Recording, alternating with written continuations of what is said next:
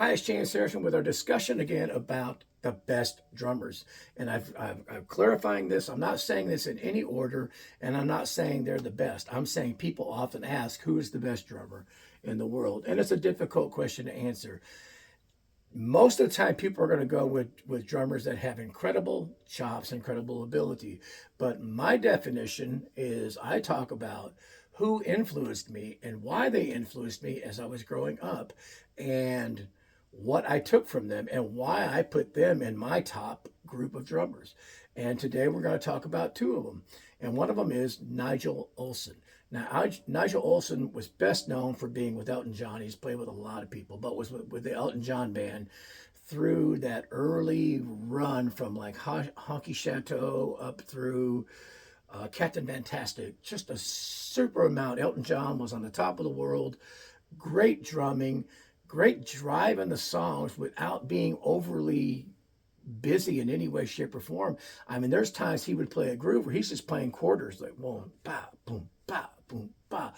But the drive in it was so good and everything. But my favorite thing about Nigel Olsson, and I say the reason he was an influence on me, is because of the way he played the ballads.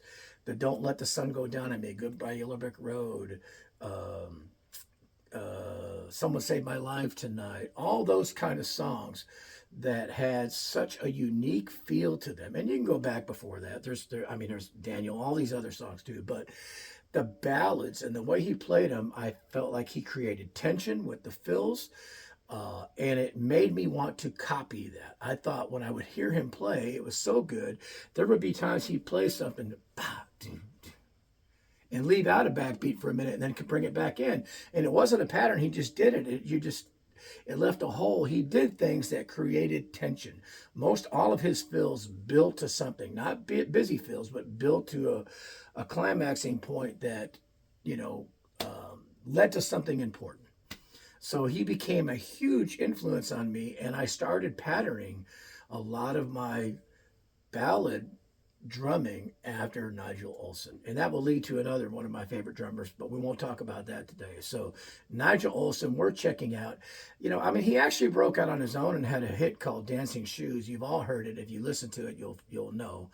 Great voice. He sang backup for Elton and everything like that, but he just had a unique sound and a unique style about his drumming. And it was enough that I started to steal ideas from it because I liked it that much. Nigel Olsson, one of my influences for sure. Probably not on anybody else's list as one of the best drummers, but to me, he is. The other one is a big band drummer, and it's Harold Jones. Now, I listed Harold as an underrated drummer before, but I could not get enough of the Basie Straight Ahead album. I wore that thing out. I heard about it early on. My band director played some tracks. I played a lot of those charts in jazz band, and I could not try to emulate the feel, the dynamics, and the stuff from Harold Jones drumming on that particular album, Basie Straight Ahead. Um, when I was in high school, our jazz band played the Midwest Conference in Chicago, and you had to play all new. 80% of your concert, I believe, had to be newly published music.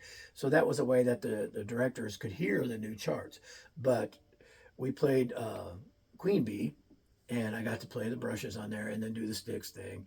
Um, but the Basie Straight Ahead is one of my favorite tunes. Of course, Hay Burner, Magic Flea is so amazing. The drumming of Harold Jones, he knows when to play what. He can go from 0 to 60 dynamically. I'm talking about, not tempo wise, but he can go and then right back down to a whisper like that.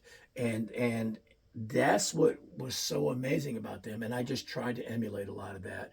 I feel like he's probably one of the best drummers I've ever heard in terms of setting up kicks for a band, punches and whatnot. And some of it was super obvious, but sometimes he just do boom, boom, pop, and it would be tremendous. For anybody wanting to learn to play big band drumming, get that album. Anybody who's in a high school stage band, everything, you're going to play swing related stuff, get Basie Straight Ahead and listen to it and get an education and steal all the ideas you can because it is tremendous. It is A plus perfect. in my opinion, and one of the most underrated drummers, but at the same time considered one of my best and favorite drummers ever. And I stole everything I possibly could from Harold Jones. So Nigel Olsson and Harold Jones, two names that probably aren't going to pop up on a lot of people's best lists, but they're definitely on mine. Because again, when I say the best, I'm talking about who influenced me and made me want to copy and change things to try to emulate what they did. So there's two: Nigel Olsson, Harold Jones. Check them out. You won't be disappointed.